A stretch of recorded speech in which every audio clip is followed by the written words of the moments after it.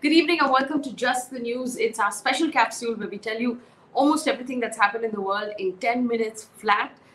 There's a lot of stuff to go through today, so I'm going to get straight to it. Remember, leave us your feedback. Tell us what we can do to improve this offering. Getting straight to it, news coming in from West Bengal. West Bengal Chief Minister Mamata Banerjee says she was attacked today while she was in Nandigram, where she had gone to file her nomination for the upcoming elections. The Chief Minister said she was pushed by 4 or 5 men while she was trying to get into her car, pointing to her leg, saying, "See how it's swelling up."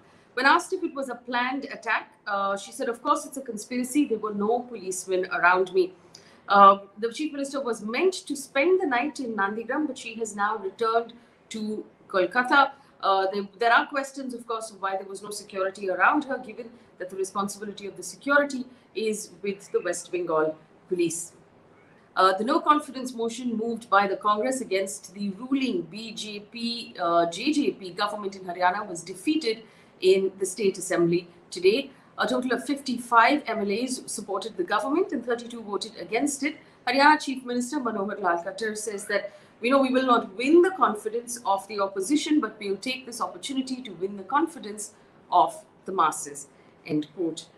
In Uttarakhand, BJP MP Tirat Singh Rawat has become the new Chief Minister of Uttarakhand. Now, this comes after former Chief Minister Trivendra Singh Rawat resigned yesterday, largely because reports said that the MLAs of the BJP in Uttarakhand were unhappy with his style of functioning. Tirat Singh Rawat was the first education minister of the newly formed state of Uttarakhand. He's also served as the Uttarakhand BJP chief of the state. He was quoted in the media saying that he had actually started his career as a member of the RSS away from politics, but it was under the guidance of former Prime Minister Atal Bihari Vajpayee that he began his political journey.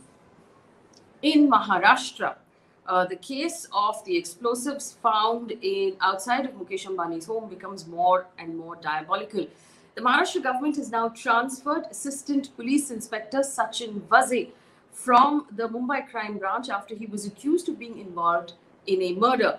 Now, remember last week, Mansukh Hiren, the owner of the SUV that was found parked outside the Ambani residence with explosives in it, was himself found dead in a creek in Mumbai on Friday.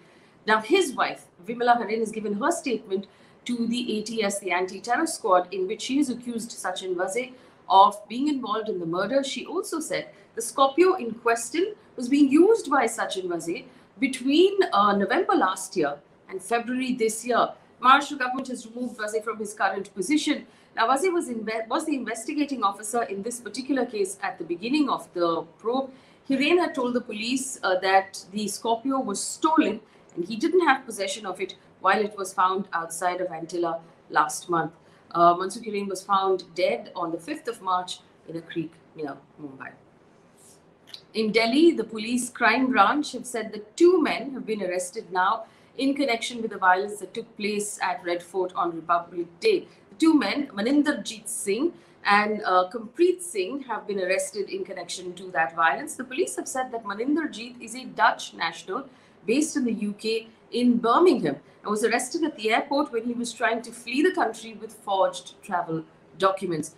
According to the police, Kampreet reportedly assaulted policemen on duty in Red Fort with a spear.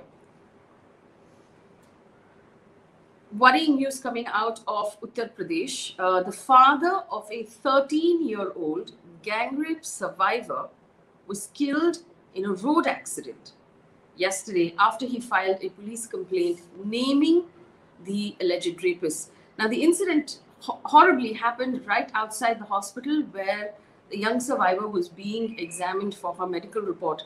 The father of the 2 accused in this gang rape case, Deepu Yadav and Saurabh Yadav, works as a sub-inspector in the Uttar Pradesh police in Kannauj district. The 3rd accused, Golu Yadav, has been arrested. Deepu and Saurabh Yadav are absconding. The victim's family has alleged that ever since they filed the complaint, the accused have been threatening them, saying their father works in the police as a sub-inspector. Now, the girl's relatives and outraged locals have staged a dharna on the road, blocking the highway between Kanpur and Sagar. The girl's grandfather says that the father was murdered in complicity with the police. The Kerala High Court has issued notice to the central government in a writ petition filed by Live Law Media Private Limited, challenging the new regulations released for digital media. The petition called the new regulations arbitrary, vague, disproportionate, and unreasonable.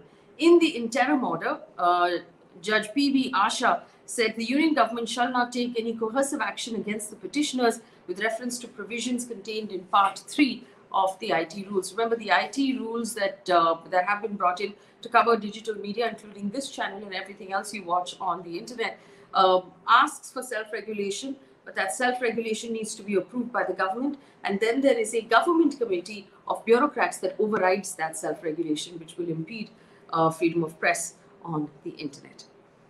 In Delhi, there has been a spike of COVID cases. Delhi has recorded 370 new COVID cases.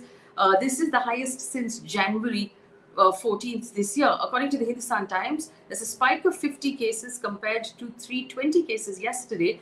And the number of active cases in the city of Delhi is now 1,900.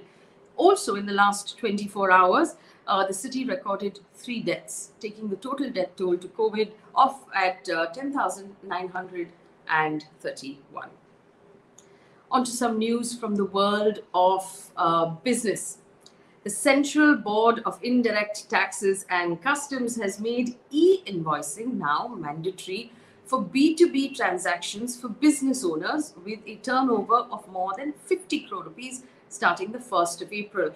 Now, e-invoicing, which was actually brought in a little earlier, in October last year, applied to businesses with a turnover of 500 crore rupees. It now applies to any business with a turnover of 50 crore rupees that are doing B2B transactions. E-invoicing basically is the validation of a transaction, so it apparently will make filing of returns simpler for businesses.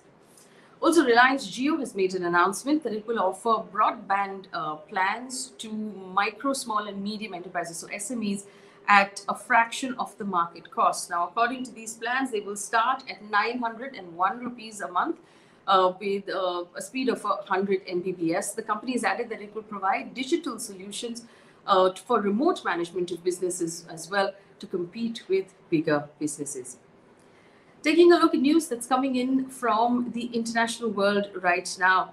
The Thai Prime Minister, Prayut Chan-o-cha, interrupted journalists at a press conference by picking up a bottle of sanitizer and spraying it on them, reportedly to avoid answering the questions they were asking him. Now, according to the BBC, when asked about a cabinet reshuffle, in response, he picked up a bottle of sanitizer and began spraying the reporters. Now, the retired army general has been in power since 2014 when there was a military coup and has deployed similar strategies in the past to avoid questions at press conferences. He once brought out a life-sized cardboard cutout of himself and placed it before the reporters to answer their questions. He is, though, holding press conferences, which is an improvement. Also, a second official from Aung San Suu Kyi's party has died in military custody this week following alleged torture. Since the military coup last month, several government officials have been arrested along with protesters, journalists, NGOs and others. Till date, more than 60 protesters have been killed in the crackdown and nearly 2,000 have been detained. According to the UN, many of them were taken into custody arbitrarily at nighttime raids. And finally, on to the controversy in Buckingham Palace after the interview that Prince Harry and Meghan Markle gave Oprah Winfrey. Buckingham Palace has now responded, saying that the issues raised during that interview were concerning and will be taken seriously. The statement released by Buckingham Palace said the whole family is saddened to learn the full extent of how challenging the last few years have been for Harry and Meghan. Issues raised, particularly that of race, are concerning. While some recollections may vary, they are taken very seriously and will be addressed by the family privately. Meanwhile, another piece of information, although this is not the piece of good news, depends on how you see it, Piers Morgan has stepped down as the co-host of Good Morning Britain after 6 years, following 41,000 viewer complaints that were received by the regulator of television in the UK after his remarks on Meghan Markle and Prince Harry. he reportedly accused Meghan Markle of dropping the race bombshell on the royal family and implied that he didn't believe a word she was saying, especially about her suicidal thoughts. Moving on now to news from the world of science and technology. The Chinese and Russian space agencies have announced that they will work together right now to build an international scientific lunar station together. The Russian and Chinese structure will be constructed apparently on the lunar surface or its orbit to carry out experiments to facilitate uncrewed missions and human settlements. Now let's take a look at what's coming in from the world of sports. The ICC has announced that the India versus New Zealand ICC World Test Championship final will be played in a biosecure bubble at the Hampshire Bowl instead of Hampshire Bowl in Southampton, I beg your pardon, instead of Lords in the UK. According to the ICC, Southampton provides world-class playing and training facilities, giving both teams the best possible environment in which to prepare. It also said the on-site accommodation will significantly reduce the risk of COVID transmission and better protect the health and safety of everyone involved. Remember, the final will be played from the 18th to the 22nd of June, and the 23rd is the one reserve day. Also, according to reports from Reuters, the upcoming Tokyo Olympics and the Paralympics are likely to be held without overseas fans in Japan because of concerns of COVID. The Olympics, remember, were postponed last year because of the pandemic. They're now scheduled to happen in July on the 23rd to the 8th of August. The Paralympics will be held August 24th to the 5th of September. And here's your piece of good news for today. Indian actor Adarsh Gourav has bagged a nomination in the lead actor category at the BAFTAs for 2021 for his role in White Tiger. Remember, White Tiger is an adaptation of Arvind Adiga's Booker Prize-winning book of the same title. We wish him very, very good luck. All right, I'm going to leave you on that note. Remember, send us your feedback. Give us a thumbs up if you find this useful. Let me know what else you want in order to stay on top of the news, and also in a way that it doesn't really interfere with your life, that you can continue with your life and you're not taking on any stress right before you go to bed.